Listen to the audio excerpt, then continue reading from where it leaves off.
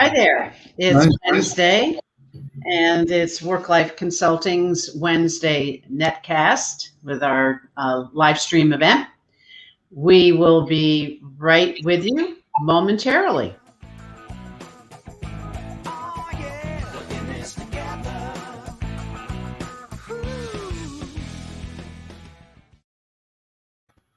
Hey, Hey there. So it's Laura and Dave Butler from Work Life Consulting. So if you're joining us at this point, thank you for participating. And if you're a replay viewer, thank you for participating.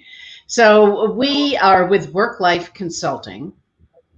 And what we've been doing for 30 years is providing customized online and in-person coaching programs that help individuals, teams, and leaders achieve greater fulfillment.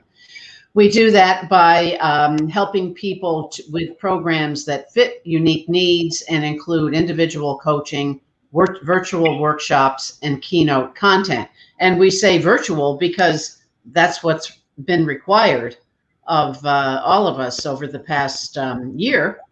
And today, I think a timely topic is how do you get courage when you need it? So we're in the midst of this unknown still, but we've been hearing right about people going back, whatever back is, but there is. I don't think that's a back. I think it's a new version of forward. Exactly.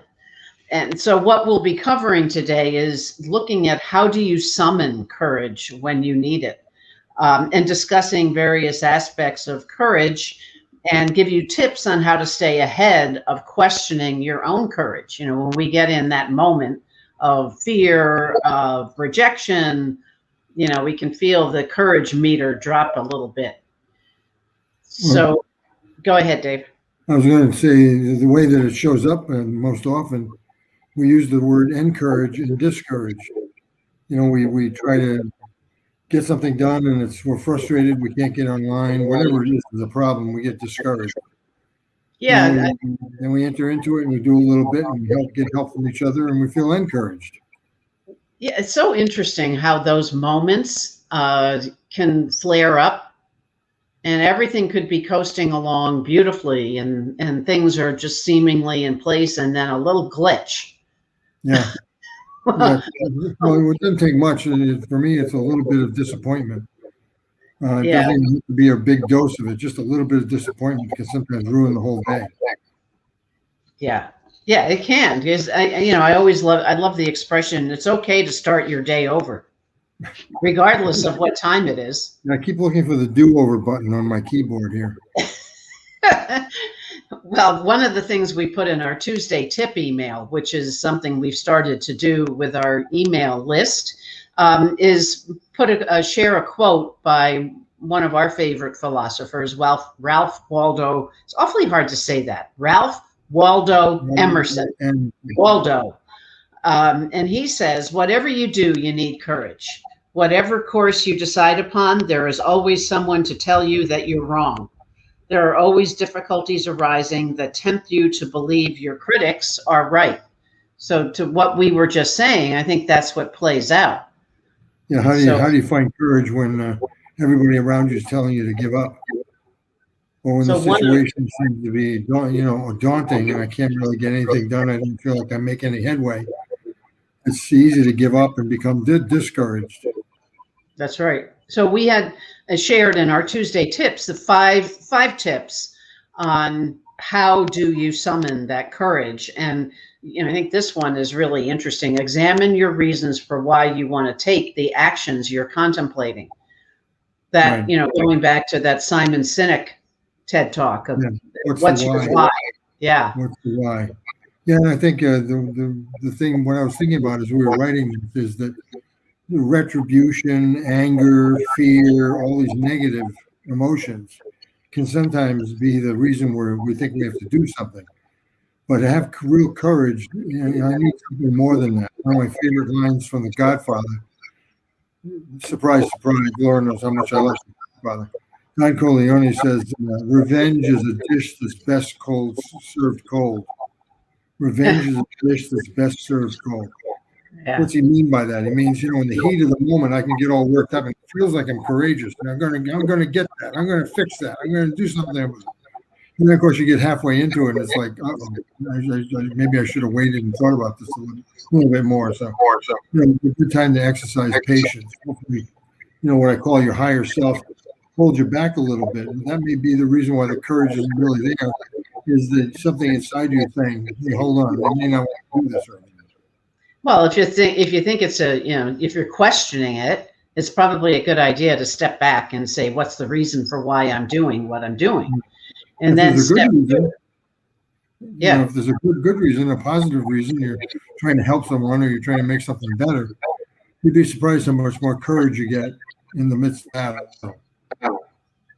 And step 2, or one of the steps, is clearly define what you have control over and what you don't. So that is so important. And it's one of those, as we said before, about the do-over, the redo of the day. Maybe the day hasn't gone the way we liked, but we don't have control over everything. Imagine, as much as I think I do. It's sobering to find out how much you really don't have control over.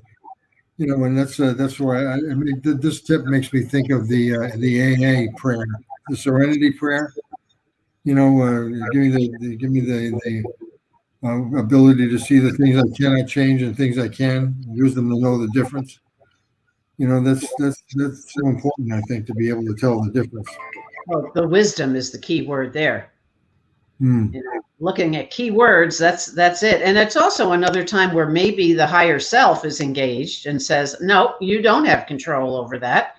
And there's an awful lot of freeing and almost enhancing the control when we let go of that. Yeah. I noticed that a lot. That's the word I would use is patience. Yeah. Patience Absolutely. becomes so important, and be able to stay courageous. You can't force it. Sometimes you've got to let things unfold. So if you're just joining us today, what we're talking about for our Wednesday netcast is courage. It's sort of a mix of taking risks and commitment. And so what we're looking at is, how do we summon courage when we need it? Because there are various, sometimes courage it's very much in the moment. We have to have the courage to step up to somebody or stand up to somebody. But other times it can be thought out. So it's like, consider the timing of the events. Yeah. Not everything is immediate. Yeah. And sometimes just because your time is the time you want to do something doesn't mean it's the right time or it's everybody else's time. So the timing of events, sometimes what I noticed is that a lot of times people call it luck. Boy, we did that thing. We stood up and we did what we did and it worked out. Boy, are we lucky. Well, luck is really kind of an element of timing. There's a great new book out by Dan Pink, one of our favorite authors, who is originally from Columbus, Ohio, right here. And his new book is called When, The Art and Science of Timing. It's really interesting to start looking at how many things could be a completely different effect or a completely different outcome if we just waited a little longer and started a little bit earlier. Yeah, these books are so interesting. Like Malcolm Gladwell's book is, similar, not a different topic, but kind of a similar theme. Mm-hmm. The tipping point. Yeah, the tipping point. So it's I think when is the question. It goes back to finding the control. Yeah. And certainly the timing. Consider the timing of the events. Maybe sometimes our situation around courage takes the thinking is immediate, but the response doesn't have to be. Well, and the on the issue of control and timing, another one of my favorite quotes is by Werner Erhard. He was a sort of guruistic guy back in the 70s, had these big offsites. It's called EST training. And in it, he said, one of his favorite quotes is, it's usually better to ride the horse in the direction it's going. Yeah, exactly. Because how many times do we try to, drag the horse out of the barn, metaphorically speaking? We're trying to make it turn and go in a different direction when it doesn't want to. And then the fourth tip is commit wholeheartedly to the execution, because there isn't any halfway in here. Yeah. You know? That's usually what happens is courage falters because we were only half-hearted to begin with. Yeah. Which means what? I didn't really believe, I think. Yeah. I think this is an interesting place to look at the root word of courage is cœur, which is French for heart. So when we talk about courage, we're really talking about heartage.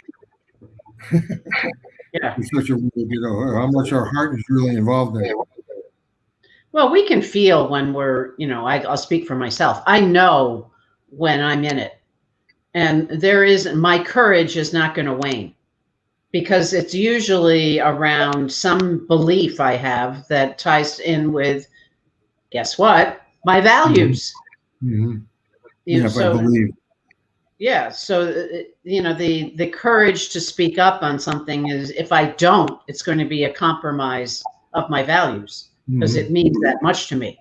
If it doesn't, it's probably not affecting my compass, my internal compass. So the fifth step is to draw strength and courage from those around you or those who have gone before you. And I think this is my favorite, because there are a number of people who will suck the courage right out of you, and several,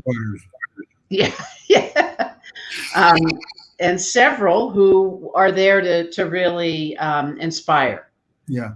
It always makes me think of all of the swim meets that we went to with our kids. Everybody standing on the side of the pool, yelling and screaming, "Go, go, go!" What's that all about? Well, that encouragement, it actually makes you feel more courageous. It gives you more courage because there are people who are supporting you and encouraging you. Exactly.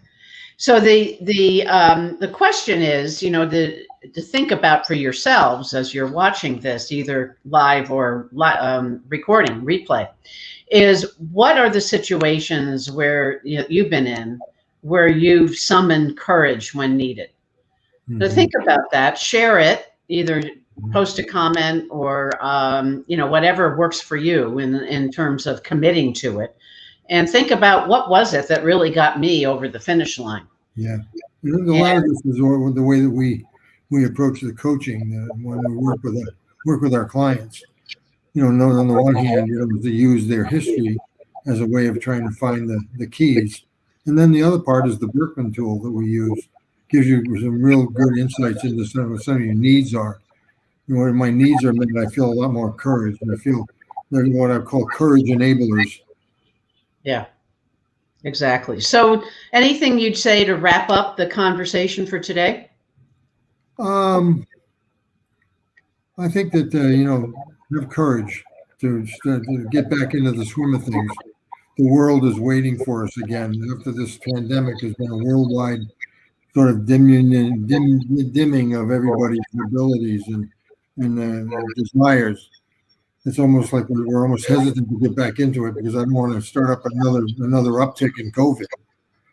But I think if we play by the rules and we come up with some courage and we really step forward with a focus, I think that we're going to be okay. Yeah, and I think I would add that I think now more than ever, courage is necessary, because the number of people that I talk to are fearful, of what we don't know what the future holds. Even as we feel more confident going out, we just have to trust that what we're doing is the right choice. And if we don't feel it is, we have to speak up and say something about it. And I think the speak up for me is so related to courage. And when we do that, I think we help ourselves and help others. So I might recommend, if anybody's interested, to go and look up a poem by Robert Service called "Carry On." It's very inspiring, and it's exactly what we're talking about: the will to carry on after difficult times. Yep, exactly. So we'll be talking about more things, various topics that we hear from, either we think are great to share, or we'd love to hear from you regarding topics that you'd like to hear us dive deeper into. But thanks for listening, or thanks for replaying. and we'll see you next. Thanks for having the courage to come to dial in. That's right. Bye, everybody.